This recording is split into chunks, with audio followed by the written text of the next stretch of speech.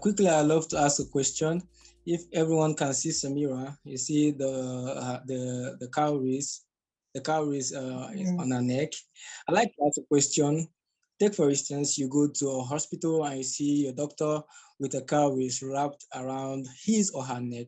Well, what will be your reaction?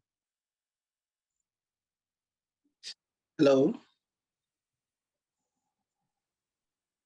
hello. Hello. Hi. We Is hear that you. a question? Yeah.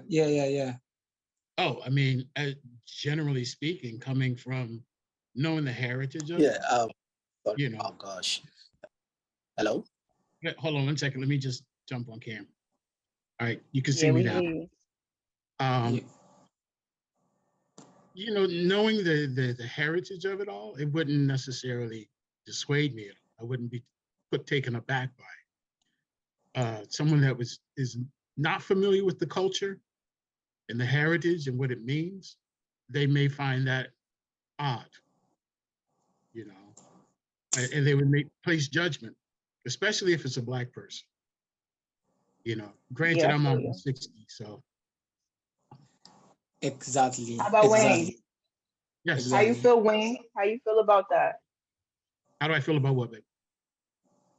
How do you feel about like this? Do you know the heritage behind it? Not totally, but I do know that it's African, and I know that it comes from Okay, ocean, you know. got So you. educate. All right. All right. The reason why I asked that question is this, right?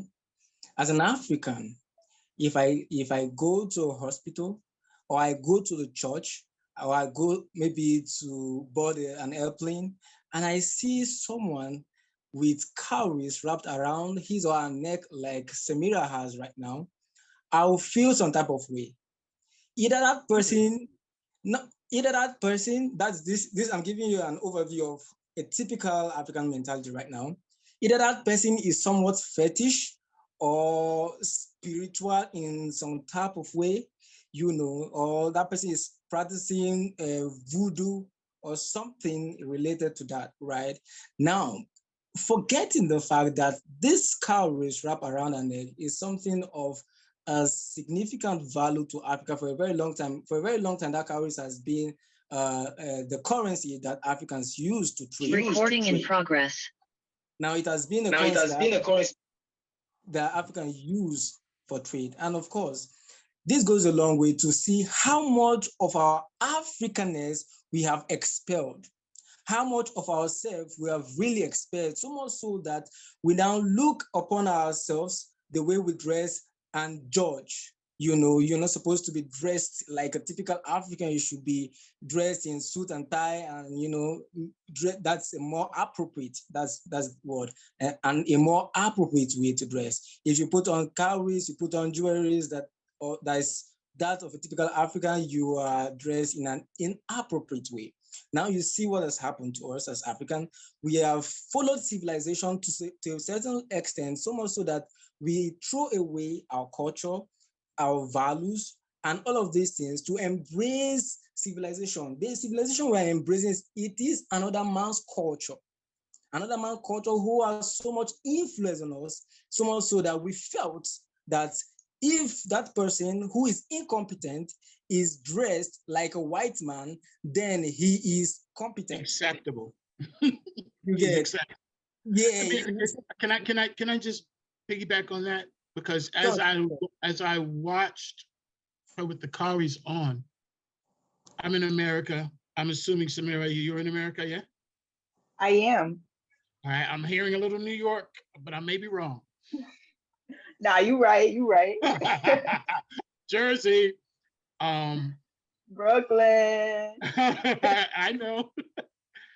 William, the thing that struck me, my cat is about to walk. I got to put him on. Come on now. The thing that I found so interesting is that we in America, who associate and identify with African, is that the one thing we have been brought to this country against our will Some say we were here before they were here, and which is true. But in order to find some sense of connection with Africa, we as Americans have to go to the extreme to connection. It's not our skin, and you can't see the DNA. So in order for us to feel like we are separating ourselves almost in protest to the colonization of being on this country, we're going to go to the extreme. We're going to wear the dashiki, the kauri. Like I have a friend, I walk into his home, everything is African mask. I have African masks here. I have papyrus on my paintings, which you can't really see because this is a filter. You know, so we as Americans, we feel that we have to go to the extreme. But then you said something that was very interesting to me. You're on the continent of the motherland, but yet, like I have a friend that's in Nigeria that we chat with, and I see Nike and Adidas, and I see all of the westernized clothes, as opposed to wearing the heritage of Africa. You know, wearing the land. Hell, I was in Japan for 3 weeks working. And you know what? I saw the westernized stuff, but you know what I also saw? I saw them wearing their kimonos. I saw them wearing their natural, you know, heritage clothing as well. You know, and I found that so interesting to me. In America's struggle. Yep, absolutely, Monica. You know, we're trying to just connect with the motherland so much here. You know, right. I was watching something.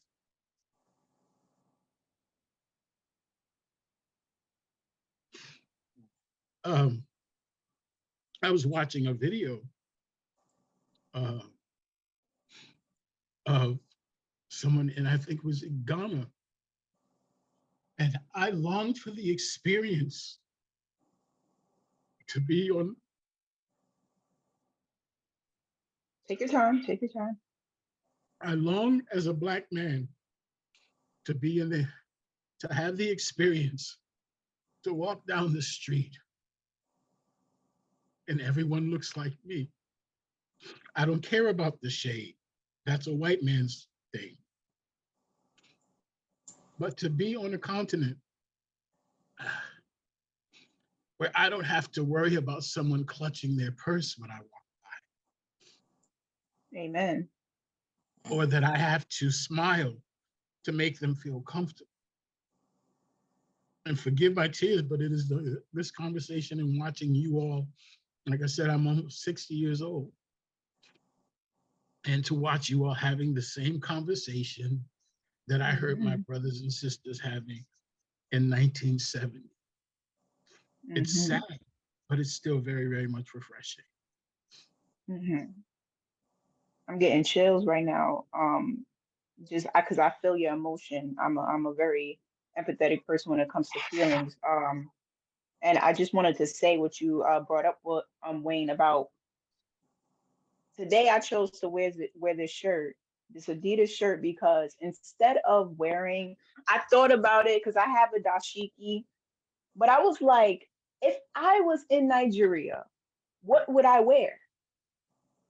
And I chose this because I know that they, the people in Nigeria or Africa, they are accustomed to different brands of Nike, Adidas, especially. And I was like, I feel like I look the most African if I wear this Adidas shirt today.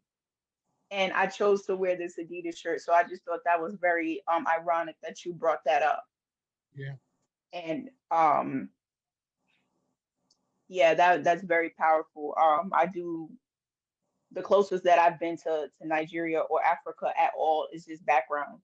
I have never stepped foot in my home country ever, and I do plan on doing that very soon. And this conversation right here, I just want everybody to know that I don't want the feeling, the conversation, I don't want it to stay here. I want it to walk with you every day of your life. I want you to feel what we're talking about and take it with you. After we end this call, the Zoom call, I want you to feel it, keep it with you in your heart. No matter where you are, no matter what you're going through, we're all one. And I do think that, you know, the internet, social media, even the government plays a big role in how we identify. please don't let that define who you are. Because I didn't grow up Nigerian. My dad just came into my life, and I say just because it is, and when I was like 11 or 12, but I've always felt the African connection through blood. And then when I ironically met him for the first time, we had a lot in common in terms of how we thought, in terms of how we maneuvered. And still to this day, I look just like my mother, who is Black American, but I act just like my father. So I do think it's very powerful. They say that you are what your dad is. I don't know. They say that you are what your dad is, and you are, if you grew up with your mother, you are what you grew up with. So, you know, I'm both. How Zainab had mentioned earlier, I'm both. She's both as well. But I'm interested in the perspective of people who's never been to America, in regards, because our lens of Africa, of course, everyone in America knows the perspective that we've gotten of how African life is. You're poor, you don't have food, you don't have shoes. I didn't start, and of course, when you go to school, the public school system here in America, you get made fun of for being African, you get made fun of for wearing things like this, your tribal stuff. You get made fun of for looking a certain way, being a certain shade of color, being called blackie, being called African booty scratcher. Like, we all know those terms. And then recently, being African became a trend, which is really, really interesting to me. It became a trend. Accepting Blackness became a trend. People became more comfortable with saying, I'm African. I'm Black. I'm dark skinned and I love my skin. And also I eat goat. Like, certain things we keep from, you know, our friends. I eat cow feet. Like, so I just want to know, what is the perspective of everybody who has never stepped foot into America or just doesn't really know American culture. I just want to know what that looks like for you. Samira, I would just like to jump in quickly on this. I actually feel I'm born in I'm a Nigerian. Grew up in the same place with Williams, and I presently live in Ghana. I work with a lot of Americans and a lot of people from diaspora and all that. But this is something I would want to let you know. Being an African is not about where you were born. That's one particular thing I want everyone to actually recognize. There are a lot of people born here in Africa that are just born Black. They are disconnected. Yeah, disconnected. Like being an African is a spiritual thing. It's rooted within your spirit. It's kind of, there's just something within you that fires up in a way that no matter how many years you are away from this continent, there's something within you that just pulls you back. Like I've never stepped into the US before, but I'll tell you that I know that the way I feel about my people, about my history, about my culture, about, my cultural heritage is not the same way all of the friends that we have feel. Like people that were born in the same place feel about Africa. Like most of them are just willing to be African when it is cool. And most of them have never stepped out of the African continent, but I promise you, they know zero about this place that they live in. Like when you feel that spirit within you. Like I was listening to Mr. Wayne talk, and I could just feel the Africanness in him. It's more than just being Black.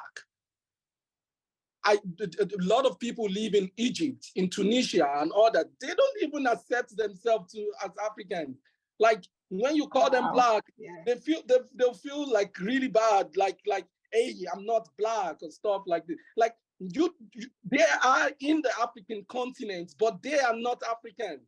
There are a lot of people in South Africa that are not Africans. Like they are born here, but they are not Africans. The African thing is rooted in the soul. And if you are not able to connect into it, if you are not able to like help yourself, like if you don't have that quest to want to know more about Africa, to want to wear African, to want to like, you know, like dress African, to want to like, I braid my hair, which is something that most Nigerians would not do. But this absolutely. Really? Yes, this is something that most Nigerians in Nigeria would not do. You see, one thing is that the moment when Nigerians are like leaving Nigeria, they kind of like step out of that, like being, I think there's this way they are kind of like tied by parents and different of like, so they are able to like really then express themselves the way they want to. But for me, it's not just a fashion statement. For me, it's like reconnecting to my source, because I come from a family that worshipped Shango from the beginning, before the whole Christianity came in. Shango is tall. My family kind of made me feel like, okay, my ancestors actually wore their hair as crowns. And why should I do different? Like this is a crown for me. So why should I like cut it off and stuff like that? Because someone came from one place and told our people that cutting your hair is good and you should this is the only way you will look responsible. Like you don't define being how to look responsible for me. You don't define how I should actually appear. Like I should be able to like, you know, like speak in my own Athens, you know, be able to like express myself the way I want to express myself as an African, not as you want me to appear. And it is expedient that we are able to like just see that particular fact that it is not about the place you are born in, it is about the spirit that you carry and how rooted you are within yourself. And for you to actually be rooted within yourself and be able to like find the Africanness within you, you have to have that test, to the quest for knowledge about Africa, the quest to want to see Africa become great, become better, the quest to want to like come down here and mingle with your people and do something to make this place better, because this is your kingdom. This is your kingdom, and not every other person, everybody that lives in the kingdom belongs to that kingdom. You might be totally away from your kingdom, but you are still a queen, a prince, a king of that particular kingdom. And every respect and accolade you actually get from outside would determine how people are able to see the power that you have at home. And see, I feel the reason why Blacks outside Africa are being treated the way that they are treated is because of the way the state of Africa at the moment. Yeah. Right. No. I kind of disagree with that. Okay. And I'm going to explain to you why. Yeah. And this goes back long before any of us were born. Long before we were born. We as a people, we are treated this way because it was actually written in terms of our relationship to God. And it is actually written, and it's written in, whether you're from Islam or whether you're from Christianity, it's actually written in both books, because Abraham and the Christians and the Muslims are actually cousins, or brothers. And the reason why we're treated this way was prophesied a very, very long time ago.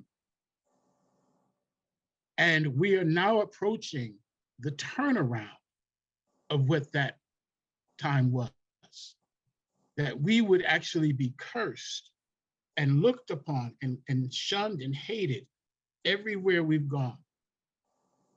From the motherland to all parts of the world, no matter where we went. You notice no matter what continent we're on, we're hated. The Ethiopians are hated in Israel. You know, in Israel, which is, quiet as it's kept, part of Africa, but still hated just the same. But I understand that what you're saying, but it goes so deeper than that because it's in the DNA. It's in our DNA, which goes back to the what is Africa. It's more than the skin tone. It's DNA. I think I would say something to that. I think why Africans is my idea, why Africans were being hated is because they cannot deal with us. We are more than what they can handle. So of course, if they give an African a chance, let me tell you something. We as Africans, we have been through a lot, and we are still here today. Mm-hmm. We've not been eliminated. You know, at a point in time, Africa faced a whole lot, both environmentally and of course the invasion of the Europeans. But African withstood both the physical, environmental degradation, diseases, all of these things. They withstood the natural effect on us on Africa, and withstood the intrusion and the rape of the Europeans, not just only Europeans, the Portuguese, you know, even the Arab, all of these people, Africa, but we are here today. If that's how we take over. So of course, if you have nothing, they wouldn't hate us, you know. And of course, I think when Connor was saying, I kind of have a connection between Lazarus. When Lazarus said, being accept you're African, and accepting you yourself the way you are, right? And of course, is it that said that it goes beyond that? There are other Africans, like the East Africans, who are not Black, that they are Caucasians, they are like the white people, they are white, and all of these things. And then I realized from when Connor was as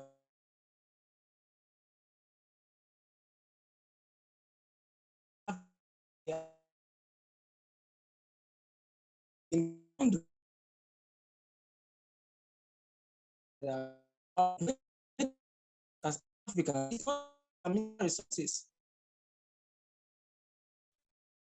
Now you border achieve that I cannot lab, and yeah, I love it. Likewise. Thank you so much. Monica, we'll talk soon, okay? See you, Wayne. Love you. Thank you for coming.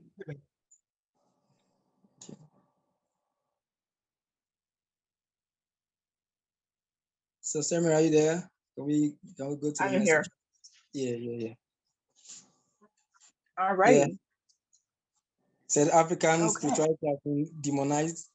Yet they took away our idols. We have idols, we have terracottas, we have artifacts. They took away our demons. You know, they said Africans' culture, our culture is demonic, it's barbaric. Yeah, they cut it away and go and appreciate it, put it in their museum where they watch it and appreciate our craft and our creativity for a very long time. Absolutely.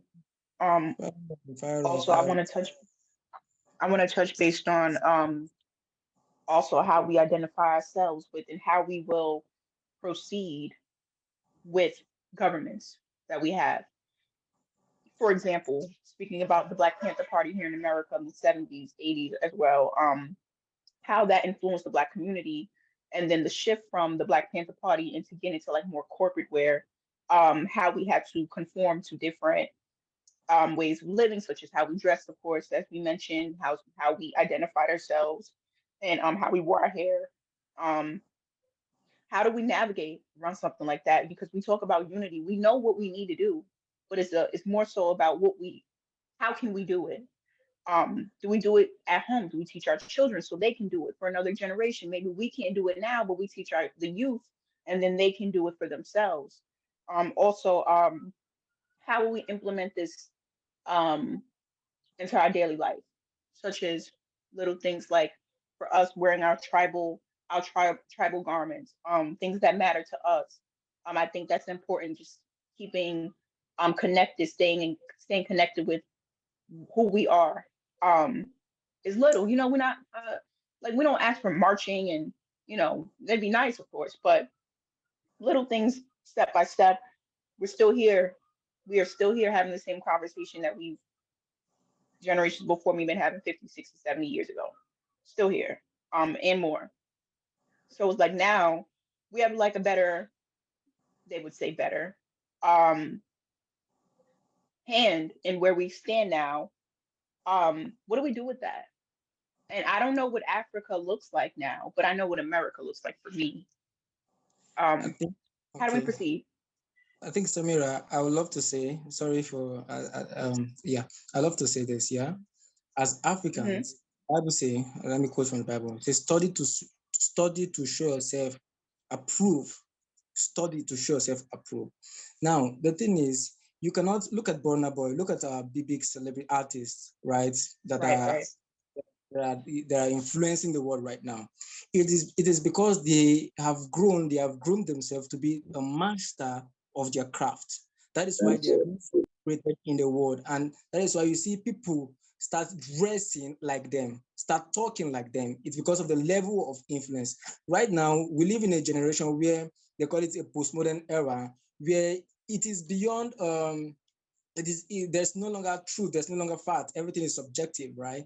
And we as Africa, if we want the world to appreciate us even more, then we should not subject ourselves to mediocrity, right? No matter how much of an Africa you claim to be, if you don't have anything to offer, nobody will look towards you, nobody will talk to you, nobody will listen to you, and all of this. So it all boils down to us, right? How we go about our craft, how we do the things we do, right? And of course, not just doing it like an average person would do, but becoming a master in our field. I tell you what, if I dress like a typical African, if I dress like a typical African and I am the only one who can do a particular surgery, nobody will tell me to go and change my African attire to do that surgery because I have what they need, right? I have what they need. So if we must, look at us as African. We've been emulating the West. Most of us in Africa and Nigeria have not been to America before, but we dress like some of us dress like Americans. We speak like American.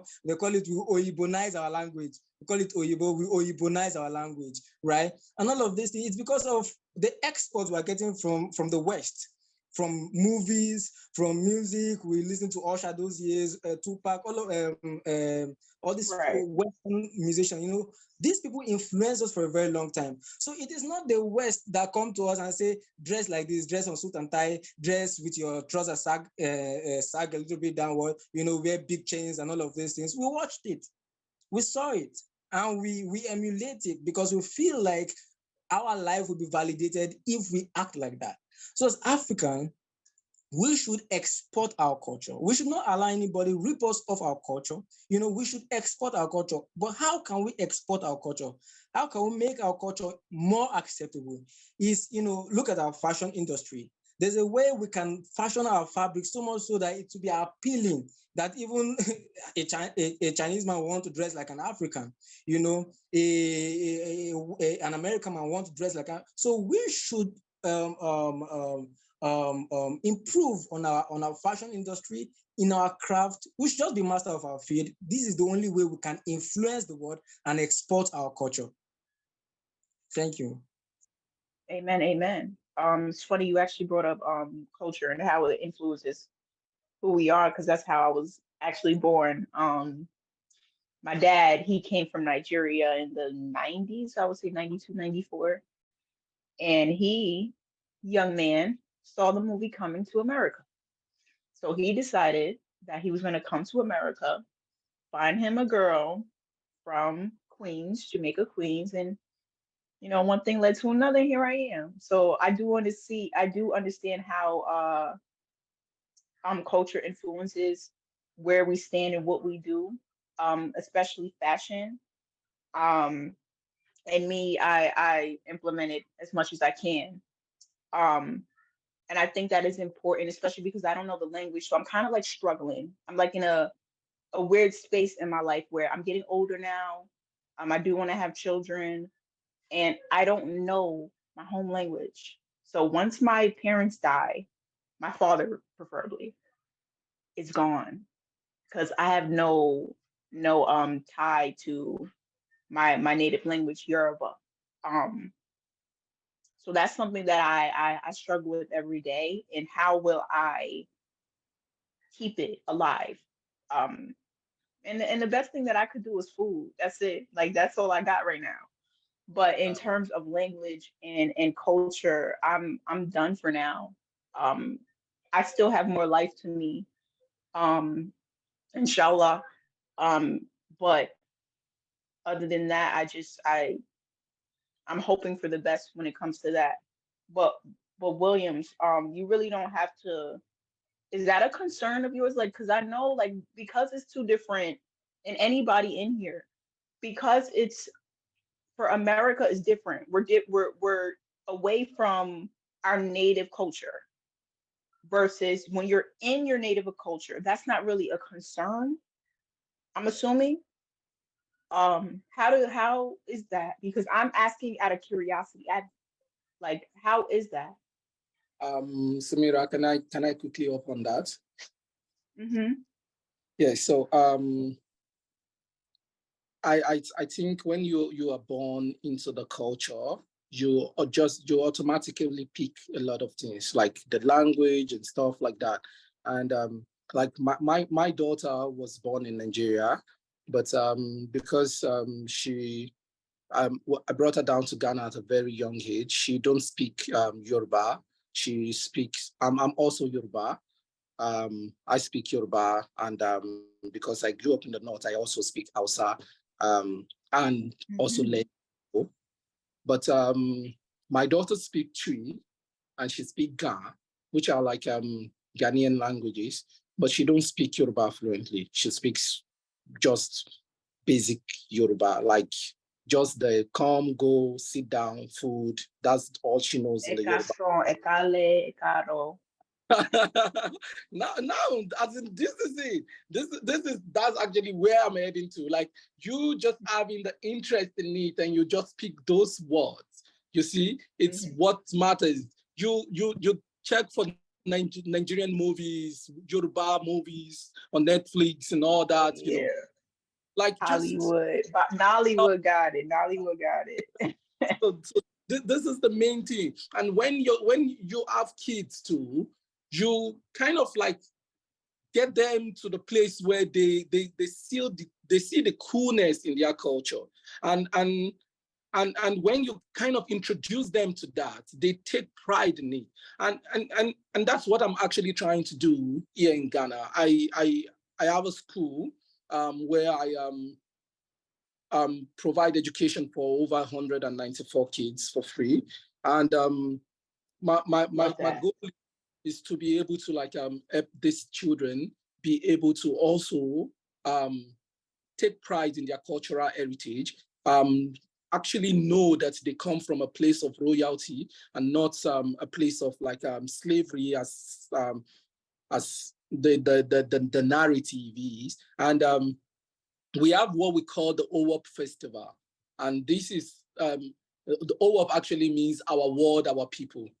So we kind of like do this festival and we talk about different kind of things from like the air and stuff like this. Can you believe it that even the African child has the problem with their air?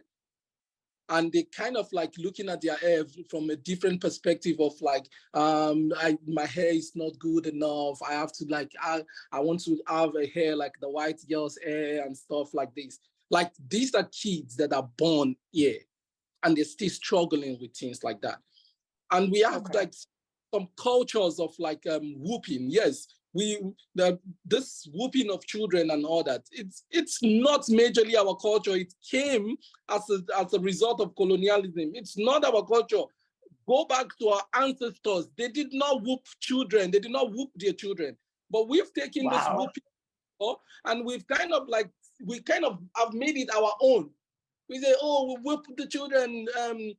The Bible says, spare the rod and spoil the child. But it is the Bible that said that. Shango did not say that. Obatala did not say that. Odudua did not say that.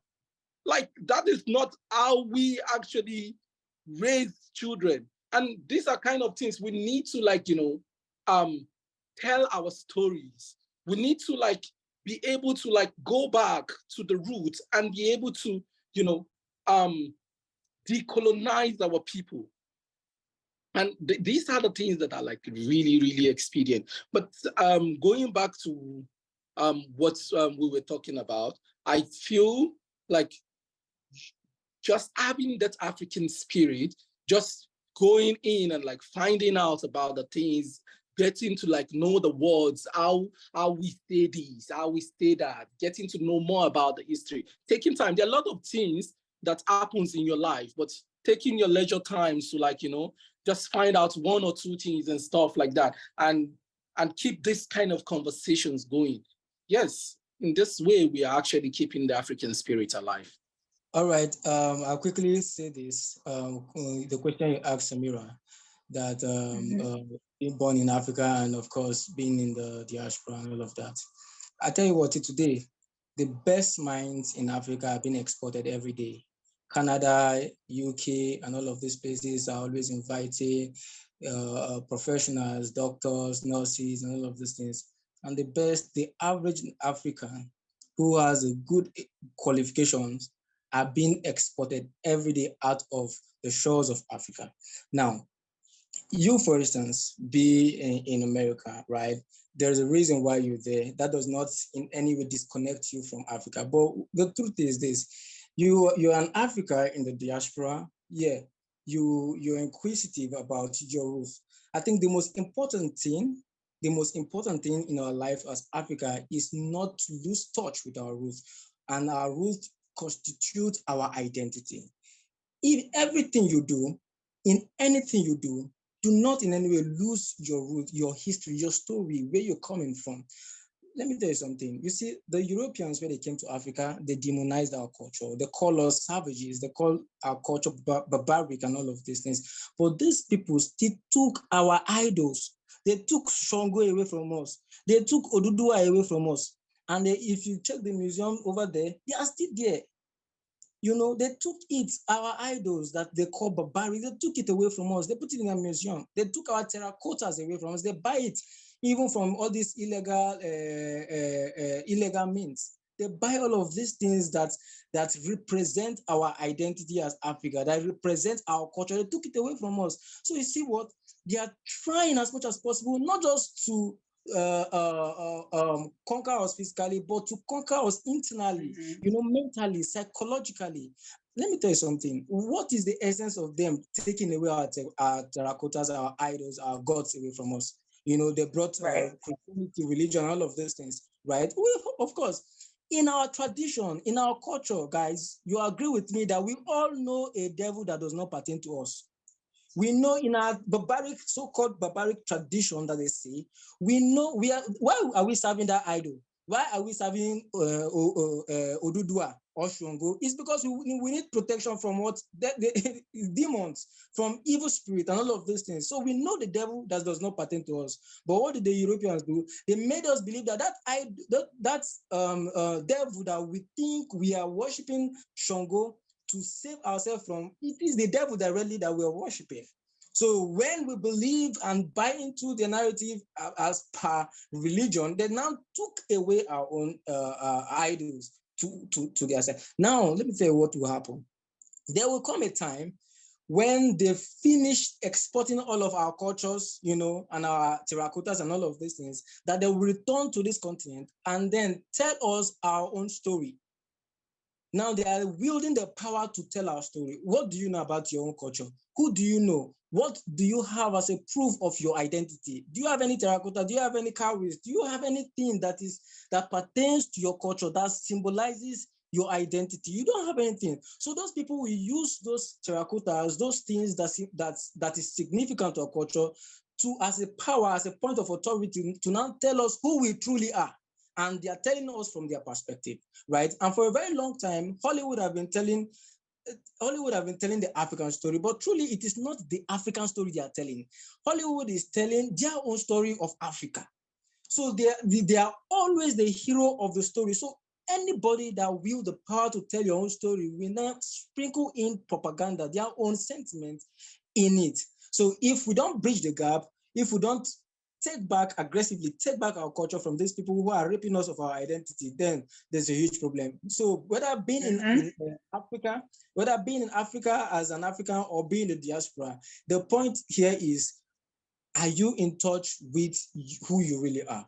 Have you allowed the Western world influence you so much that you feel like you need them to validate you?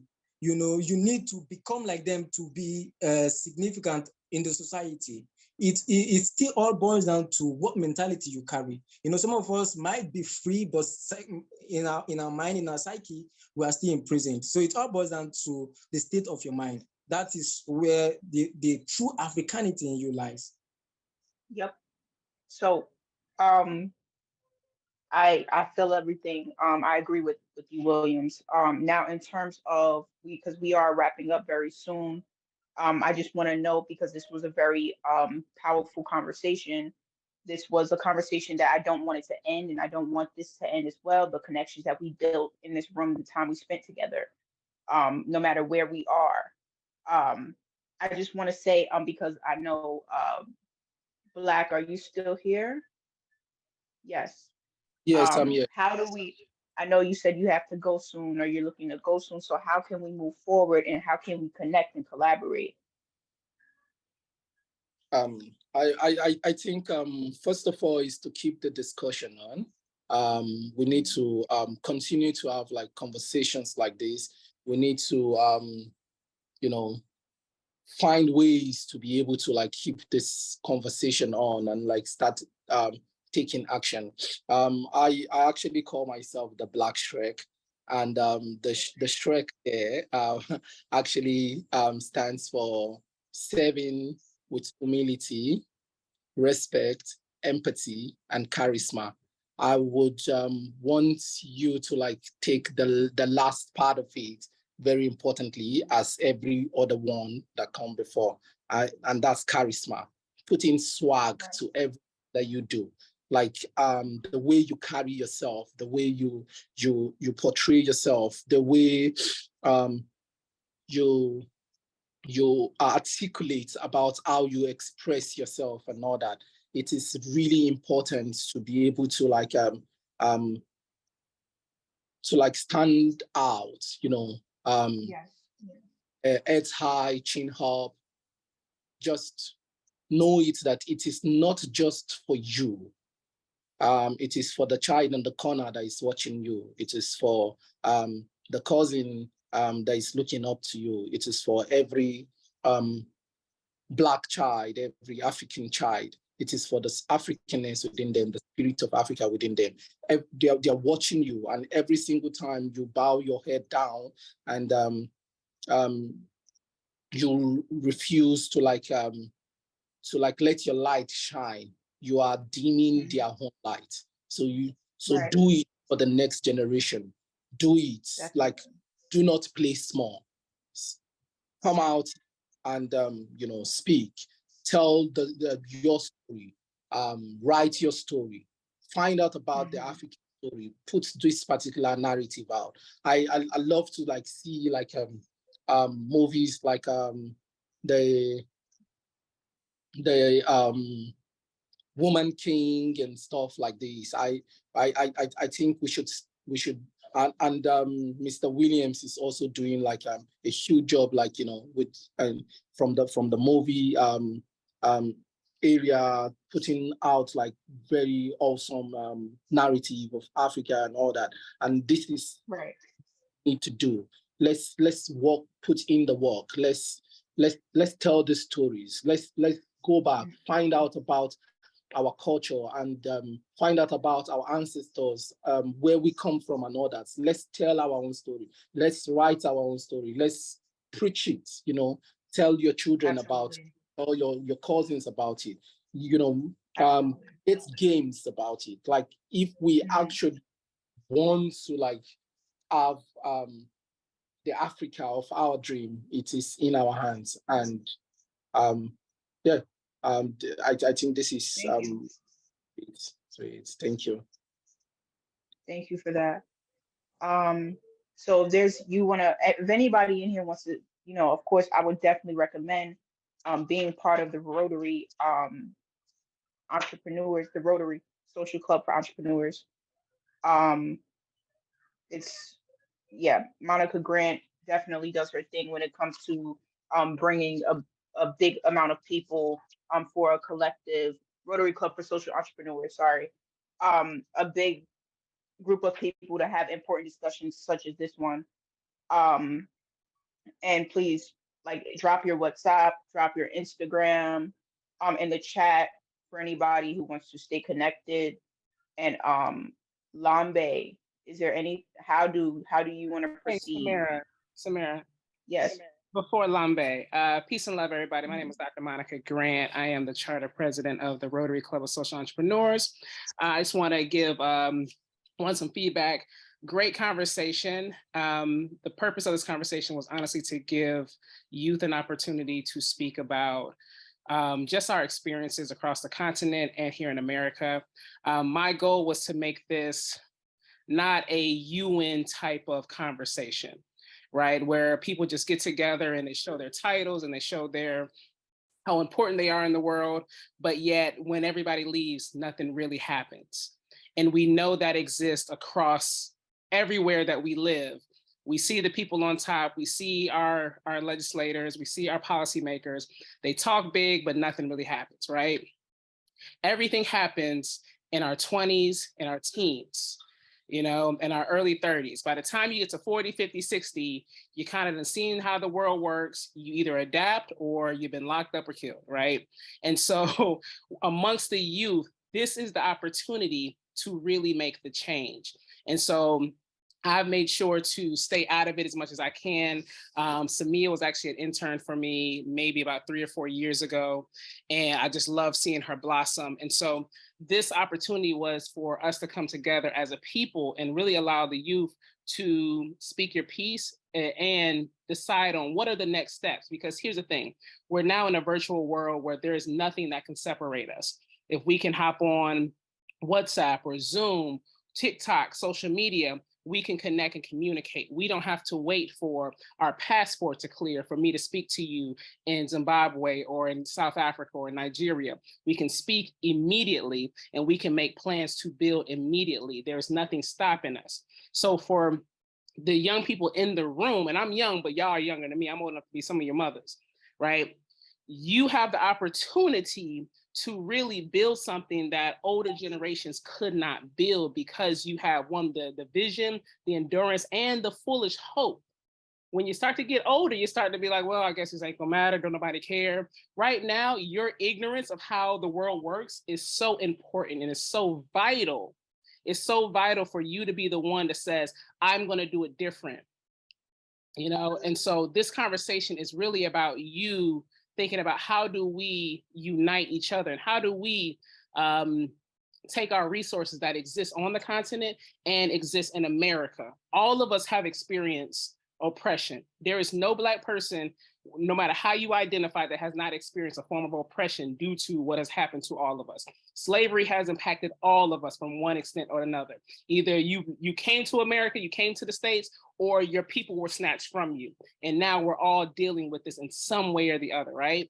And so how do we take these conversations and use them to build African unity, Black unity, whether you're in Switzerland, whether you're the only Black person in your town, or you're living amongst all Black people in Nigeria, right? How do we use these conversations to help? So I would love for this next part of the conversation, because we're going to wrap up at the hour, is how do we take this conversation and move it forward? Do we continue to have more conversations? Do we have a project? Do we put out a We Are the African World music video, right? We're all artists in some way. How do we use our art form?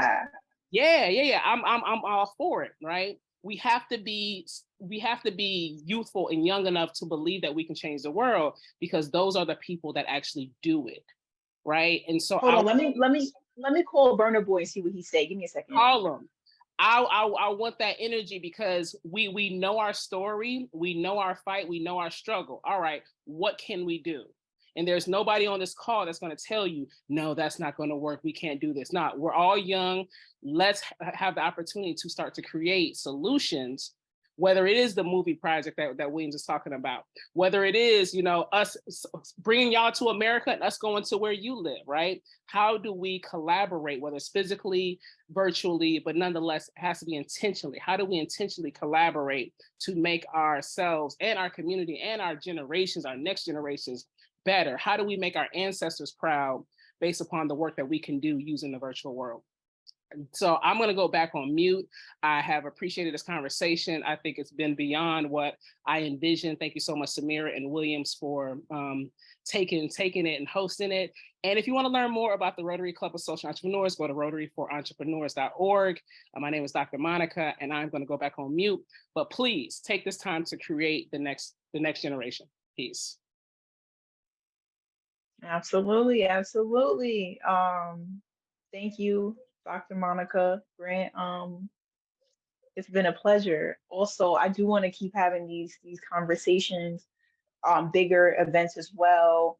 One day go from virtual to physical, definitely. And we all collaborate in some way, shape, or form, bring what we have to the table, whether it's speaking, poetry, painting, that's what I do. Or just yourself, sometimes personalities, your art itself. I appreciate everybody for coming today. So now is basically where do we go from here? Williams, how are you feeling? How are you feeling, brother? All right, I'm good. I was waiting for you to call Borona, but you didn't push through it.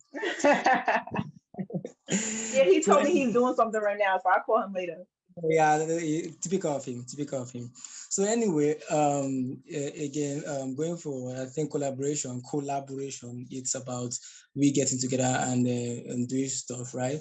Now, this is the first contact we're having, and of course, we need, as somebody suggested in the chat, to have that we should create a WhatsApp group and all of these things. But the bottom line is this: we need to get to know each other better, right? I saw the dance that Zainab did on an Afro music. Obviously, the music was, I think, a Nigerian music, if correct me if I'm wrong, and she danced it in America. It's the idea, what yeah, can what do you have to offer as a person? Because again, in this world that we live in, there's no room for mediocrity, right? As Africans, as people who want to make impact, then we should be on top of our game. We should be awake every time, exploring opportunities, right? So I need, as a person, I need to get to know you, know what you do, and know how to collaborate with you. We need to get to know each other, what we do, and know in what ways, we can collaborate. This is a social world. This is a global village, right? It's a global village. So there's little or no boundary at all to accessing each other, just like Dr. Monica said. So yeah, I think we need to, going forward, create an avenue where, as little as following each other on Instagram, getting to read somebody's bio and all of these things, we should create an avenue where we get to know each other better by what we do and what we have to offer, so we can, leverage on the relationship, the networking that we have right now.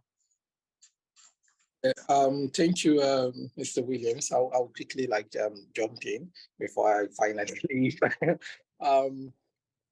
I love the fact that you said we should look at what we can do in our kind of individual space and bring it out to see how it can benefit everyone.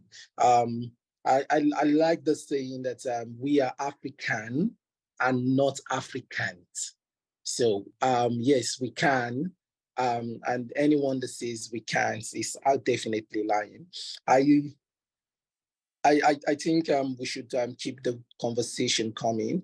We should keep, having more talk and keep brainstorming. But at the same time, we should also start bringing up what are we doing in our own space and how can we be doing it in a larger scale. For me, I actually feel like I am already like doing some stuff right here in Ghana, which I would be willing to like share with everyone at a good time. And the Rotary Club itself is also doing like a very great work around the world. I've been hearing a lot. I'm not fully a member. I think I'm like the member from afar. So this is when I'm going to like actually join. I want to be part of this conversation. I really want to like, discuss with these bright minds that are all here. I want us to like continue like having this conversation and see how we can go and take actions, not just talk, but actions. I want us to like talk about when next are we going to meet? What is the next thing that we are going to like really work on? Let's create the platform. Let's be able to sign up to this platform as soon as possible, and from there like take it all up. And thank you, Dr. Monica, for setting this up. Samira, thank you, Mr. Williams, for inviting me. I would like to leave right now. Thank you so much. I get any. There's a link in the chat box where everybody can join a WhatsApp group. So maybe before you do that, you can just tap on the link and you can join the WhatsApp group. So stay in touch. Right up. Yeah. Thank you, Trey. It was a So pleasure. everyone you can just quickly tap on the link on the chat box to join the WhatsApp group before the end of this conversation. Definitely. Yeah. Lambe, how do you want to proceed? What's up with you, girl? I've just been like enjoying the conversation. It's not a lot of times where I get the opportunity to talk to a group of Africans who just have like the same experiences and who shares similar ideas. And I think what's like what I've thought of throughout this conversation is when there was somebody called Wayne here earlier, when he was talking about how Black people who are not in Africa want to kind of like embrace the culture and miss it and want to feel that connection so deeply, it just made me realize that I think we have to start having these conversations with Black people who are not from Africa, with Black people who've never been to Africa, in a more realistic point of view. Because they, I think, get their idea of Africa from the media. And I think we all know that the media is not to a point accurate. It is not what Africa is today. It was not what Africa is then. And I think these conversations need to be had with them, just so that when we have these spaces and when other spaces are made, they can be there and they can actually like have their voice can be very accurate. Because I have a lot of friends who talk about this and who talk about like, or if I go to their homes, they have all these decorations. And sometimes we'll be having conversations and I'm listening to them speak. And it makes me feel kind of sad because the things that they're telling me is not accurate. And so we'll have arguments. And I know it's not their fault because they've been misled by the media. And so it's like, I think it's very important for us to start to educate other people and to start to bring them into these spaces and to say, we're ready to educate you and accept you, and we're ready to decolonize your idea of Africa. Yeah. Lambe, you touched upon everything. I fucking love you, girl. Because let me tell you, I met Lambe through my ninth grade English teacher, Miss Ligno, who is now her current teacher. And she told me how amazing Lambe was, and she reminds her so much of me in regards to being so mature and how we're just able to speak And I 100% agree. Like, you are awesome, girl, and I want to continue to work with you and have events where you're a part of it, and also, of course, become a member of the Rotary Club. Um, it was a pleasure having you. Thank you. It was a pleasure being here. Definitely, definitely.